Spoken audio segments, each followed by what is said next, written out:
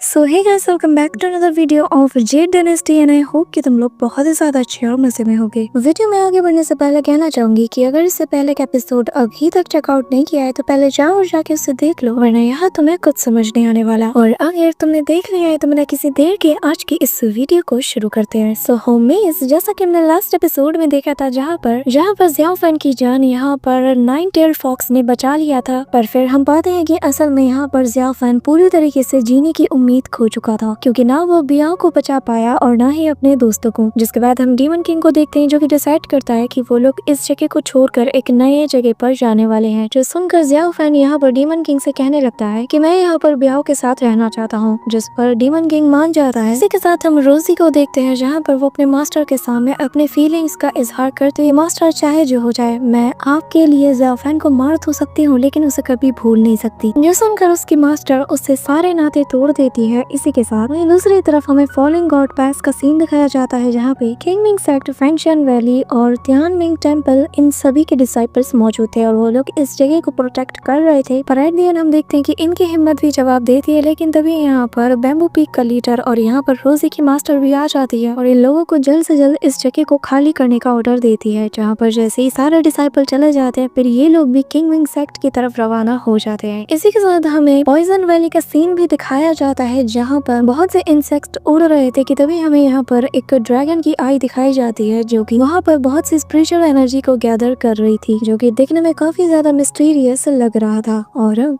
आगे सो होमीज, हमारे इस एपिसोड के स्टार्टिंग में ही हम किंगमिंग सेक्ट का सीन देखते हैं जहाँ पर एक डिसाइपल जिसका नाम किन है वहाँ पे मौजूद सारे पीक लीडर्स और सेक्ट लीडर्स के सामने फॉलिंग गॉड पास के बारे में अपडेट देना शुरू कर देता है। वो बताने लगता है कि बीस्ट टाइड ने उस पूरी टेरिटरी को अपने कब्जे में ले लिया है और अब वो लोग किसी भी बल यहाँ पर दस्तक दे सकते हैं, तो हमें जल्द से जल्द कुछ करना होगा। साथ ही वो यहाँ पर डीमन किंग के ट्रेसेस का भी बताने लगता है और कहने लगता है कि हमें दूसरे साइड पे भी नजर रखना चाहिए, क्योंकि अगर हमारा सामना इस वक्त बीस्ट टाइड से है तो वहीं दूसरी तरफ डीमन किंग भी हम पर धावा बोलने के लिए रेडी बैठा है। जिस पर हम देखते हैं कि तियानमिंग टेंपल का जो लीडर होता है वो कहने लगता है कि हमें जल्द से जल्द सच में इस बारे में कुछ ना कुछ करना होगा। भले ही हम इस बार बीस्ट टाइड को रोकने में कामयाब हो जाते हैं, लेकिन हमें उन्हें यहाँ पर आने से पहले ही रोकना होगा। और दूसरी तरफ हमें डीमन किंग का भी सामना करना होगा, क्योंकि उसने भी ये खबर सुनी होगी कि हमने अपनी एक टेरिटरी का बहुत बड़ा हिस्सा बीस्ट टाइड के हाथों खो दिया है और अब वो हमें कमजोर समझकर हम पर अटैक करने का जरूर सोचेगा। तो हमें हर हाल में अपने लोगों की हिफाजत के लिए कुछ ना कुछ करना होगा। जिस पर हम देखते हैं कि किंगमिंग सेक्ट का लीडर अपनी जगह से खड़े होते हुए आगे बढ़ता है और कहता है कि मैं जानता हूँ कि हमारे लोगों की जिम्मेदारी हम पर ही है। जिसके बाद यहाँ पर वो बाकी के दो डिसाइपल के साथ रोजी को भी बुलाते हैं और कहने लगते हैं कि तुम लोगों को एक मिशन पर जाना है। अभी अभी यहाँ पर जो कुछ हुआ तुम लोगों ने सुन लिया, तो क्या तुम लोग इस मैटर को हैंडल कर सकते हो? जिस पर ये लोग हाँ में जवाब देते हैं और फिर लीडर आगे कहने लगता है इस काम में तुम्हारा साथ तियानमिंग टेंपल के मॉन्क्स और फैंगशियन वैली के डिसाइपल्स भी देंगे। इसी के साथ इनकी इन्वेस्टिगेट करने वाली टीम बन जाती है। वहीं दूसरी तरफ सीन शिफ्ट होता है और हमें ज़ियाओ फैन को दिखाया जाता है जहाँ पर वो ज़ायरो के साथ अपने स्टिक पे सवार होकर आगे बढ़ रहा था कि तभी रास्ते में ज़ायरो उससे इशारा करते हुए नीचे दिखाने लगता है और कहता है कि जरा यहाँ का नजारा देख। साथ ही वो यहाँ पर उसे इशारों में बताने लगता है कि मुझे बहुत जोरों की भूख लगी है, तो क्यों ना हम जाकर पहले वहाँ कुछ खा लेते हैं। जिसके बाद हम देखते हैं कि ज़ियाओ फैन यहाँ पर लैंड करता है कि तभी हम देखते हैं कि यहाँ पर जो बीस्ट गॉड होता है वो ज़ियाओ फैन पर नजर रखे हुए था और वो अपने बाउल में जैसे ही ज़ियाओ फैन को देखता है तो वहाँ पर एक हल्के से कंपन से ही आसपास की बिल्डिंग्स डिस्ट्रॉय होने लगती है, जिससे ज़ियाओ फैन भी समझ जाता है कि यहाँ पर कोई और भी मौजूद है। और फिर अगले ही पल यहाँ पर वो अपने उस ब्लड डिवोरिंग स्टिक को भी बाहर निकाल लेता है, जहाँ पे हम देखते हैं कि अचानक से यहाँ पे बीस्ट गॉड उससे पहेलियों में बातें करने लगता है और कहने लगता है कि क्या तुमने मुझे पहचाना नहीं? मैंने तो तुम्हें पहचान लिया, तुम वही उदास इंसान हो जो कि जिंदगी से हार चुका है, जिसे अपनी जिंदगी के मकसद का पता नहीं। यहाँ पे हम ज़ियाओ फैन को देखते हैं जो कि इस वॉइस का पीछा करते हुए सीधा उस घर के बाहर पहुंच जाता है जिसके अंदर बीस्ट गॉड बैठकर ड्रिंक कर रहा था। इसी के साथ हम ज़ियाओ फैन को देखते हैं जहाँ पर वो बहुत ही केयरफुल होते हुए अंदर की तरफ एंटर हो जाता है। फिर जैसे जैसे वो आगे बढ़ता है उसे फाइनली नजर आता है कि यहाँ पर बीस्ट गॉड मौजूद है और उसे देखते साथ ही वो दोबारा से अपने वेपन को बाहर निकालते हुए उसके सामने जाने लगता है, क्योंकि वो जानता है कि ये कभी भी मुझ पे अटैक कर सकता है। तभी हम देखते हैं कि ज़ायरो बिना कुछ सोचे समझे अंदर चला जाता है और फिर यहाँ पर बीस्ट गॉड उसे देखकर कहने लगता है कि क्या बात है, लगता है हमारी किस्मत में आज यहाँ पर मिलना लिखा हुआ था। अब अगर मिल ही चुके हैं तो चलो साथ में ड्रिंक करते हैं। जिसके साथ ही वो यहाँ पर उसे ड्रिंक पास भी करने लगता है। तभी ज़ियाफैन भी अंदर की तरफ एंटर होते हुए उसे देखकर कहने लगता है कि जैसा कि मुझे लगा था कि ये तुम ही हो। इसी दौरान सीन शिफ्ट होता है और हमें रिंग, मिस्टर ताओ और उसी ओल्ड प्रीस्ट को भी दिखाया जाता है, जहाँ पर ये लोग एक मिस्टीरियस सी जगह पर थे जो कि दिखने में किसी पुराने टेम्पल जैसा लग रहा था। और यहाँ पर ये लोग इस टेम्पल के अंदर मौजूद थे, लेकिन हम देखते हैं कि मिस्टर ताओ बाहर बैठकर इनका इंतजार कर रहा था कि तभी यहाँ की जो एटमॉस्फेयर होती है वो चेंज होने लगती है और यहाँ पर एक मिस्टीरियस सी एनर्जी मिस्टर ताओ को फील होती है। और फिर वो यहाँ पर रिंग के पास आते हुए कहने लगता है कि हमें जल्द से जल्द इस जगह को खाली करना होगा, क्योंकि ऐसा लगता है कि यहाँ के अंधेरे में कोई डार्क एनर्जी छिपी हुई है जिसे कि हमने यहाँ पर आकर डिस्टर्ब कर दिया है और अब हमारे लिए यहाँ रुकना खतरे से खाली नहीं। जिसके बाद ही ये सभी लोग यहाँ से निकलने लगते हैं और वो ओल्ड मैन कहने लगता है कि कोई भी पीछे मुड़ के नहीं देखेगा। जिसके बाद ये लोग वहाँ से एस्केप करने लगते हैं, लेकिन तभी हम देखते हैं कि जैसे ये लोग गेट के पास पहुँचते हैं, गेट पूरी तरीके से क्लोज हो जाता है। लेकिन तभी मिस्टर ताओ उस दरवाजे को तोड़कर बाहर जाने की कोशिश करते हैं, लेकिन जैसे ही वो बाहर जाता है वो दोबारा से खुद को उसी टेम्पल के अंदर पाता है, जो देखकर वो भी हैरान हो जाता है। और फिर वो दोबारा से यहाँ से निकलने की कोशिश करता है, लेकिन इस बार वो ऊपर की सीढ़ियों से गिरता हुआ वापस आ जाता है। जिसका मतलब ये है कि यहाँ पर एक टाइप के भूल भुलैया है जिसे कि ये लोग देख नहीं पा रहे हैं और ये लोग घूम फिर के एक ही जगह पर आ जा रहे थे। लेकिन तभी यहाँ पर मिस्टर ताओ को पता चलता है कि रिंग और वो ओल्ड मैन ऑलरेडी यहाँ से बाहर निकल चुके हैं, लेकिन यहाँ पर वो लोग बहुत ही डिफरेंट टाइप के क्रोज से घिर चुके थे जो कि बहुत ही ज्यादा खतरनाक थे। यहाँ पर हम देखते हैं कि मिस्टर ताओ को देखकर वो ओल्ड मैन कहता है कि आखिर तुम वहाँ पर क्या कर रहे हो, जल्दी से बाहर आओ। जिसमें मिस्टर ताओ कहता है कि अगर मैं यहाँ से निकल पाता तो क्या मैं यहाँ पर अब तक फंसा होता। जिसके बाद हम देखते हैं कि वो ओल्ड मैन यहाँ पर एक बैरियर को लगाता है ताकि क्रोज से ये लोग बच सके और फिर वो यहाँ पर एक एस्केप तलिस्मान सीधा रिंग को दे देता है और कहने लगता है कि जाओ और जाकर इसे उस गधे के साथ पकड़ लो और जैसे ही मैं यहाँ पर फॉर्मेशन का एक्टिवेट करूंगा तो फिर हम सभी लोग इस मेंशन से बाहर आ जाएंगे। जो सुनते साथ ही यहाँ पर रिंग भी उस तिलिस्मान को लेते हुए सीधा मिस्टर ताओ की तरफ बढ़ती है और कहने लगती है कि मिस्टर ताओ इसे जल्दी से थाम लो, जिसके बाद हम एस्केप कर जाएंगे। यहाँ पर मिस्टर ताओ भी अपना हाथ बढ़ाता है, वही दूसरी तरफ हम देखते हैं कि वो क्रोस चोंच मार मार के उस बैरियर को भी तोड़ देते हैं, पर एंड मोमेंट में वो फ्रीज फॉर्मेशन को भी कास्ट कर लेता है। जिसके साथ ही यहाँ पर सेकंड्स में वो ओल्ड मैन बाहर आ जाता है और फिर वो पीछे मुड़ते हुए कहने लगता है कि ये कितना ज्यादा क्लोज था और शुक्र है कि हम लोग बाहर आ गए। पर फिर जैसे ही वो पीछे मुड़ के देखता है तो वो पाता है कि असल में एक कौवे की चोंच पर वो तिलिस्मान मौजूद था। इसी के साथ सीन शिफ्ट होता है और हमें किन को दिखाया जाता है, साथ ही यहाँ पर बैम्बू पीक का लीडर भी मौजूद होता है और ये दोनों आपस में बातें कर रहे होते हैं। जहाँ पर हम देखते हैं कि दारूशान यहाँ पर कहने लगता है कि दाजू पीक के पीछे जो माउंटेन है वहाँ पर हेवनली सीक्रेट सील मौजूद है, पर क्या ये अभी भी इंटैक्ट में होगा। जिस पर बैम्बू पीक का लीडर कहने लगता है कि तुम जो बोल रहे हो तुमने उससे पहले सोचा भी है क्या, आखिर तुम बोल क्या रहे हो। इस पर दारूशान यहाँ पर बैम्बू पीक के लीडर से कहने लगता है कि अंकल तियान, यहाँ पर बहुत से पीक लीडर्स हैं, लेकिन मैं आपसे ज्यादा किसी पर भी भरोसा नहीं करता, इसलिए मैं पर्सनली यहाँ पर आकर आपसे एडवाइस लेने आया हूँ। और रही बात बाकी के 5 पीक्स की, तो मैं आपसे मिलने के बाद खुद पर्सनली उनसे जाकर मिलूंगा और इस मैटर में उनसे बात करूंगा। जिस पे बैम्बू पीक का लीडर कहने लगता है कि इस वक्त हम एक ऑल आउट वॉर में हैं और हमारे जो सेक्ट लीडर है वो भी इस वॉर के खिलाफ नहीं, क्योंकि जल्द से जल्द हमें इनका सफाया तो करना ही होगा, लेकिन मैं चाहता हूँ कि तुम मेरा एक मैसेज अपने लीडर के पास पहुँचा देना। जिस पर हम देखते हैं कि वो बंदा कहने लगता है कि हाँ, आप बेफिक्र होकर मुझसे कुछ भी कह सकते हैं। जिसके बाद हम देखते हैं कि बैम्बू पीक का लीडर कहने लगता है कि अगर 7 मेरिडियंस हेवनली सेक्ट सील को रिमूव कर दिया गया तो किंग यून माउंटेन के ऊपर जो हजारों सालों से ऑरा फैला हुआ है, जो कि यहाँ के पूरे इलाके में फैला हुआ है, तो वो भी पूरी तरीके से खत्म हो जाएगा। हालांकि हमारे पास ज़ोशियान एंशिएंट स्वॉर्ड भी मौजूद है जो कि इसे सप्रेस कर सकती है, लेकिन इसे भी सिर्फ वही यूज कर सकते हैं जो कि इसके लिए एलिजिबल है। और हमारे लीडर की सिचुएशन तुम इस वक्त जानती हो, तो इसलिए मैं चाहता हूँ कि तुम जाकर सीनियर ब्रदर को अच्छे से बता दो कि कुछ भी करने से पहले एक बार जरूर सोच ले। जिसके बाद वो कहने लगता है कि ठीक है, मैं आपका मैसेज उन तक पहुँचा दूंगा। जिसके बाद वो यहाँ से चला जाता है। इसी के साथ सीन शिफ्ट होता है और हमें बीस्ट गॉड और ज़ियाफैन का सीन दिखाया जाता है जहाँ पर ये लोग साथ में ड्रिंक कर रहे थे। इसी के साथ यहाँ पे बीस्ट गॉड ज़ोशियान से कहने लगता है कि लास्ट टाइम जब तुमसे मेरी मुलाकात हुई थी मैंने सोचा नहीं था कि हम इतनी जल्दी इस जगह पर मिलेंगे, लेकिन इस गांव के लोग पहले इस जगह को पूरी तरीके से खाली कर चुके हैं और जरा देखो इसका हाल क्या हो चुका है। लेकिन मैं ये बात समझ नहीं पा रहा हूँ कि क्योंकि यहाँ के लोग ऑलरेडी जा चुके हैं तो तुम यहाँ पर क्या कर रहे हो। जिस पे ज़ियाफैन कहने लगता है कि यहाँ के जो लोग यहाँ से जा चुके हैं उन्हें जिंदगी की परवाह है, लेकिन मेरे पास जीने का कोई मकसद नहीं, इसलिए मैं यहाँ से नहीं भागा। जो सुनते साथ ही यहाँ पर बीस्ट गॉड हंसते हुए पूछने लगता है कि अच्छा, तो तुम्हारे कहने का मतलब ये है कि तुम्हें मौत का डर नहीं। जिस पर हम देखते कि ज़ियाफैन उसकी तरफ उस वाइन का जार फेंकते हुए कहने लगता है कि मेरा छोड़ो और अपना बताओ, जिस पर बीस्ट गॉड बताने लगता है कि असल में मैं तो बस यहाँ से गुजर रहा था। जिसके बाद वो दोबारा से हंसना शुरू कर देता है और कहने लगता है कि जिंदगी बहुत ही छोटी होती है और ऐसे किसी सुनसान जगह पर कोई ड्रिंक करने के लिए मिल जाए तो ये बहुत ही ज्यादा रेयर है। और अब क्योंकि मुझे यहाँ पर एक साथी मिल चुका है जिसका साथ मैं जितना चाहूँ उतना ड्रिंक कर सकता हूँ, तो आज मैं जीप भर के पीऊंगा। यहाँ पर हम देखते हैं कि ये लोग ड्रिंक करना शुरू कर देते हैं और फिर बीस्ट गॉड यहाँ पर ज़ेओफेन से पूछने लगता है कि क्योंकि तुम्हारे पास जाने के लिए कोई जगह नहीं और ना ही तुम्हारे पास जीने का मकसद है, तो क्यों ना तुम मेरे साथ ट्रैवल करो, क्योंकि मैं लुई शेंगवान जा रहा हूँ, तो क्या तुम मेरे साथ चलना चाहोगे। जिस पर यहाँ पे ज़ेओफेन भी फनी सा आंसर देते हुए कहने लगता है कि हालांकि मुझे जीने की कोई उम्मीद नहीं, लेकिन मुझे मरने की इतनी भी जल्दी नहीं है, लेकिन अगर तुम्हें मरने की इतनी जल्दी है तो तुम जा सकते हो। जिस पर बीस्ट गॉड हंसते हुए कहने लगता है कि मुझे मरने की इच्छा नहीं है, लेकिन इस दुनिया में मैं जिसकी सबसे ज्यादा केयर करता था वो अब नहीं रहा, लेकिन मैं उसके लिए इतना तो कर ही सकता हूँ कि मैं बस जीता रहूं, पर अगर मेरे पास उनके लिए कुछ करने को होता तो मैं जरूर करता। यहाँ पर उसकी ये सारी बातें सुनकर ज़ेओफेन को अपने दोस्तों की याद आती है और फिर उसे ये रियलाइज हो जाता है कि भले इस वक्त उसके पास कोई भी मकसद नहीं बचा, लेकिन उसके पास अभी भी अपने वो दोस्त हैं जिनकी वो केयर करता है और इस वक्त उसे उनकी हेल्प करनी चाहिए। ये सोचते साथ ही ज़ेओफेन अपनी जगह से खड़े होकर कहने लगता है कि तुम्हारे साथ ड्रिंक करके मुझे अच्छा लगा और अब मुझे लगता है कि मुझे यहाँ से चलना चाहिए। इसी के साथ हम बीस्ट गॉड को देखते हैं जो कि कहने लगता है कि न जाने तुम्हारे मुझसे कब मुलाकात होगी, लेकिन अगर तुम जाना चाहते हो तो खुशी खुशी जा सकते हो। इसी के साथ सीन शिफ्ट होता है और हम उसी ओल्ड मैन को देखते हैं जहाँ पर वो दोबारा से उसी मिस्टीरियस सी जगह पर आ जाता है कि तभी यहाँ पर जैसे ही वो आता है हम एक मिस्टीरियस पर्सन की शैडो देखते हैं जो कि कप्स को उठा रहा था और यहाँ पर उसे फील करते साथ ही वो ओल्ड मैन कहने लगता है कि मुझे लगा नहीं था कि तुम यहाँ पर मौजूद होगे, लेकिन अगर तुम यहाँ पर हो तो तुम्हें किसी को हार्म नहीं पहुँचाना चाहिए। जिसके बाद हम देखते हैं कि जैसे ही वो उस रूम के अंदर एंटर करता है वो ये देखकर दंग रह जाता है कि यहाँ पर जिसे वो कोई ह्यूमन समझ रहा था असल में वो एक शैडो है और यहाँ पर अपने आप ही उस साके को कप में पौर कर रहा था। और फिर वो वॉइस कहने लगती है कि दरवाजे पे खड़े होकर क्या देख रहे हो, तुम चाहो तो अंदर आ सकते हो। जिसके बाद हम देखते हैं यहाँ पे वो ओल्ड मैन एंटर हो जाता है और फिर यहाँ पे वो शैडो उसे वो साके वाली कप आगे बढ़ाती है और फिर वो कहने लगती है कि अगर तुम मुझे यहाँ पर गाइड करना चाहते हो तो कर सकते हो, वैसे भी मैं अकेला हूँ, मुझे सुनने के लिए कोई नहीं। जिस पर हम देखते हैं कि वो ओल्ड मैन कहने लगता है कि मैं तुम्हारे जैसे एक बंदे को जानता था जिसने की नेदर वर्ल्ड के घोस्ट फायर का यूज करके घोस्ट वेपन को अब्सॉर्ब करने की कोशिश की जो कि यिन सिन की है, लेकिन तुम्हारा ये जो आर्ट है ये मुझ पर काम नहीं करने वाला क्योंकि मैं इसके बारे में सब कुछ जानता हूँ। जिस पर वो वॉइस कहने लगती है कि यकीनन तुम बहुत ही ज्यादा टैलेंटेड हो। फिर वो उस कप ऑफ साके को उठाने लगता है जो कि पॉइजनस होती है और फिर वो उसे कहने लगता है कि अब मैं इसमें कुछ नहीं कर सकता। कि तभी हम देखते हैं कि वो ओल्ड मैन कहने लगता है कि मुझ पर थोड़ी रहम करो, मैं यहाँ पर तुमसे फाइट नहीं करना चाहता। उसके बाद हम देखते हैं कि वो शैडो यहाँ पर उस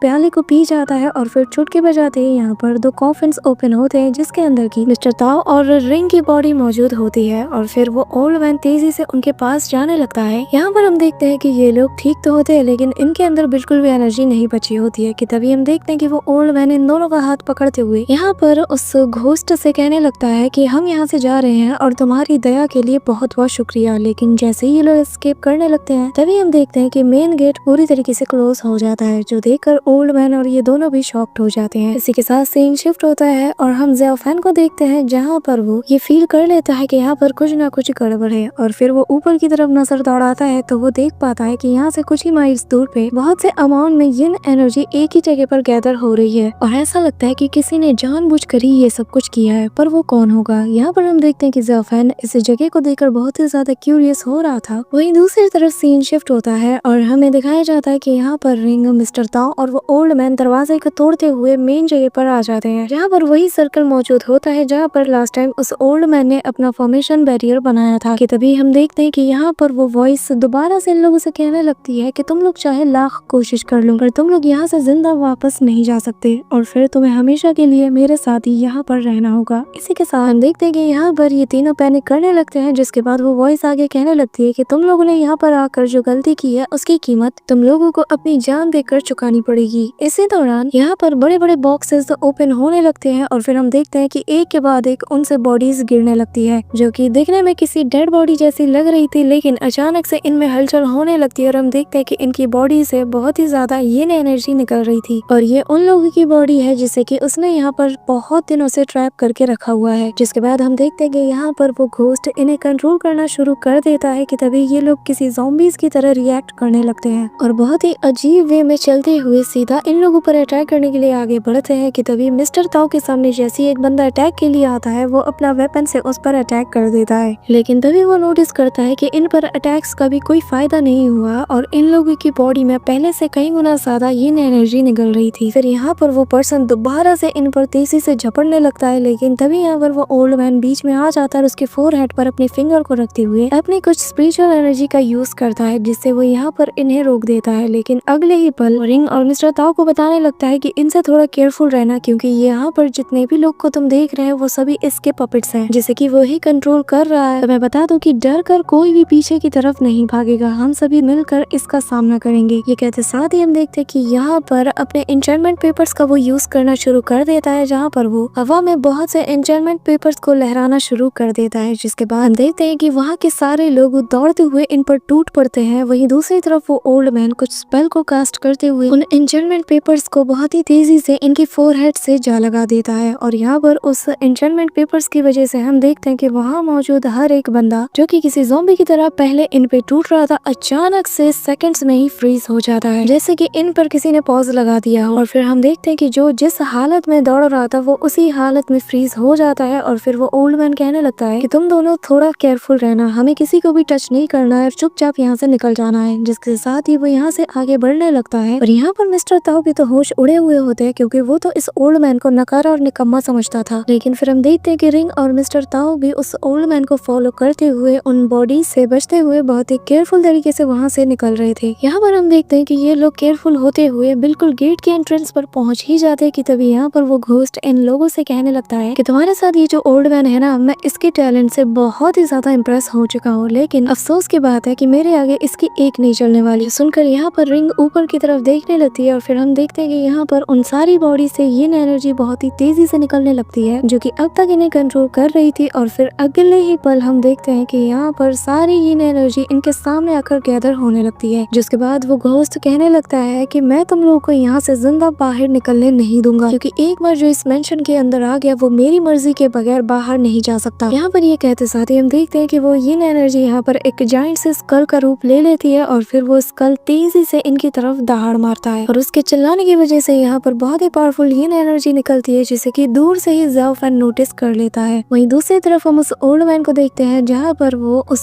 स्कल के अटैक से बचने के लिए एक बैरियर को क्रिएट कर देता है, लेकिन वो बैरियर भी अब धीरे धीरे कमजोर पड़ने लगा था। वहीं दूसरी तरफ ऑलरेडी यहाँ पर ये लोग इसके एनर्जी से डील कर रहे थे कि तभी यहाँ पर बड़े बड़े जो ब्लॉक्स होते हैं वो भी इनके बैरियर पर एक के बाद एक दे दनादन गिरने लगते हैं, जिससे हम देखते हैं कि उस ओल्ड मैन का जो बैरियर था वो पूरी तरीके से डिस्ट्रॉय हो जाता है और ये लोग दूर छटक के गिरते हैं। यहाँ पर हम देखते हैं कि इतना सब कुछ करने की वजह से वो ओल्ड मैन की एनर्जी ऑलरेडी बहुत ही ज्यादा कम हो चुकी थी और अब ये इंजरीज जिसके वजह से उसके मुंह से खून भी निकलने लगता है। और फिर वो पाता है कि ये लोग पूरी तरीके से इस जगह पर ट्रैप हो चुके हैं, जहाँ पर इनके सामने बड़े बड़े ब्लॉक्स जो हैं वो इनके सामने घूम ही रहे होते हैं और किसी भी वक्त इन्हें कुचलने के लिए रेडी थे। जिसके बाद हम देखते हैं कि वो सारे ब्लॉक्स तेजी से इनकी तरफ टूट पड़ते हैं। वहीं दूसरी तरफ हम देखते हैं कि रिंग की गोद में वो ओल्ड मैन भी बुरी तरीके से इंजर्ड होकर पड़ा हुआ था। मिस्टर ताओ भी बस अपने सामने मौत को देख पा रहा था, लेकिन जैसे ही ये ब्लॉक्स इनसे टकराने ही वाले होते हैं, यहाँ पे ज़ाओ फैन सेकंड्स में ही आ जाता है। आते साथ ही अपने स्टिक का यूज करते हुए यहाँ पर एक रेड कलर की एनर्जी निकलती है, जो कि सारे ब्लॉक्स को दूर फेंक देती है। जिसके बाद हम देखते हैं कि यहाँ पर रिंग ज़ाओ फैन को देखकर बहुत ही ज्यादा खुश हो जाती है और फिर वो घोस्ट वॉइस से कहने लगती है कि ज़ाओ फैन आखिर तुम यहाँ पे क्या कर रहे हो? तुम्हें तो बियाओ को उस माउंटेन पर गार्ड करना चाहिए था। जिस पर ज़ाओ फैन कहने लगता है कि वो तुम्हारा मैटर नहीं है, पर मुझे ये बताओ कि आखिर तुम यहाँ पर क्या कर रहे हो? जिस पर वो वॉइस ज़ाओ फैन से कहने लगती है कि तुम और मैं हम दोनों ही डेमोनिक क्लैन से बिलोंग करते हैं, यानी कि हमारा घोस्ट क्लैन। लेकिन इन तीनों ने यहाँ पर आकर मेरे टैबू को वायलेट किया है और मैं बस यहाँ पर इन्हें सजा दे रहा हूँ। तो आखिर तुम होते कौन हो यहाँ पर मेरे काम में दखल देने वाले? इसी के साथ यहाँ पर वो यिन एनर्जी का एक बड़ा सा टोर्नेडो भी बना लेता है, जिसके अंदर बहुत बड़े बड़े ब्लॉक्स मौजूद होते हैं, जो देखकर यहाँ पर ज़ाओ फैन अपनी पावर को एक्टिवेट करता है और कहने लगता है कि क्योंकि मैं यहाँ पर आ चुका हूँ और तुम जानते हो कि मैं कौन हूँ, तो इसलिए ऑफिशियल्स को ही इस मैटर को हैंडल करने दो। यहाँ पर हम देखते हैं कि वो इससे फाइट करने के लिए रेडी हो जाता है, जो देखकर वो ओल्ड मैन कहता है कि हमें इसकी ओरिजिनल बॉडी पर ही अटैक करना होगा, वरना हम इस स्पेल को कभी भी खत्म नहीं कर सकते। जिस पर ज़ाओ फैन कहता है कि अगर तुम्हें रास्ता पता है तो शुरू हो जाओ। इसके बाद वो ओल्ड मैन यहाँ पर फॉर्मेशन को बना लेता है और फिर वो यहाँ पर अपनी पावर का यूज करते हुए ओरिजिनल बॉडी कहाँ पे वो भी पता लगा लेता है। और जैसे ही ज़ाओ फैन को वो पता चलता है, वो तेजी से अंदर की तरफ दौड़ता है ताकि वो यहाँ पर उसकी बॉडी को ही डिस्ट्रॉय कर पाए। वहीं दूसरी तरफ हम देखते हैं कि वो ब्लॉक्स भी उस पर अटैक करने लगती है, लेकिन वो ओल्ड मैन इमीडिएटली वो बैरियर बनाकर बाकी के दोनों को प्रोटेक्ट कर लेता है और ज़ियाओ फैन तेजी से आगे बढ़ते हुए सीधा घुमा के अपने स्टिक से जहाँ पर उसकी ट्रू आइडेंटिटी मौजूद होती है वो वहाँ पर अटैक कर देता है, जिससे ये मिस्ट पूरी तरीके से गायब हो जाता है। और फिर वो ओल्ड मैन कहने लगता है कि चलो यहाँ से ये बैरियर हट चुका है, अब हमें जल्द से जल्द यहाँ से बाहर निकलना होगा। जिस पर रिंग कहने लगती है कि पर ज़ियाओ फैन अभी भी अंदर फंसा हुआ है, जिस पर वो ओल्ड मैन कहता है कि वो बहुत ही ज्यादा पावरफुल है और मुझे यकीन है वो इतनी आसानी से नहीं मर सकता। इसी के साथ हम ज़ियाओ फैन को देखते हैं, जहाँ पर हम देखते हैं कि उसने जो अटैक किया था वो उसकी ओरिजिनल बॉडी पर लगा ही नहीं था और यहाँ पर वो घोस्ट अपने ओरिजिनल बॉडी में आ जाता है और वो ज़ियाओ फैन से कहने लगता है कि तुम उन तीनों के लिए अपने ही साथी से पंगा ले रहे हो। जिस पर ज़ियाओ फैन कहने लगता है कि मेरे रहते तुम उन्हें नहीं मार सकते। जिस पर वो बंदा भी कहने लगता है कि ठीक है फिर चलो देखते हैं कि तुमने जो 3